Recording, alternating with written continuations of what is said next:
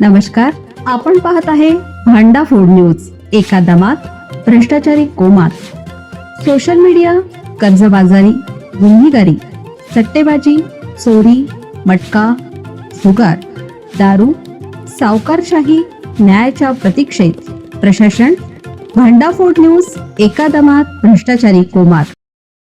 अंकली जयसिंगपूर पुलावरून युवकाची उडी. पोलीस हवालदारांच्या धाडसी प्रयत्नामुळे जीव वाचला. दिनांक 6 मार्च 2026 रोजी अंकली ते जयसिंगपूर जाणाऱ्या पुलावरून एका तरुणाने नदीत उडी मारल्याची घटना घडली आहे.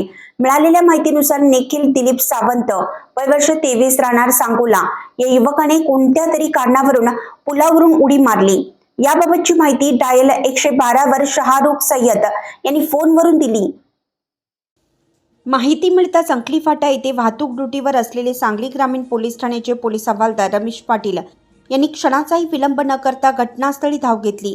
परिस्थिती गंभीर असल्याचं लक्षात येताच त्यांनी स्वतःचा जीव धोक्यात घालून थेट पुलावरून पाण्यात उडी घेतली. वेगाने वाहणाऱ्या पाण्यातून संबंधित युवकाचा शोध घेत त्यांनी त्याला सुरक्षितपणे बाहेर काढलं. त्याच्या तत्परता, धाडस आणि प्रसंगावधानामुळे युवकाचा जीव वाचला.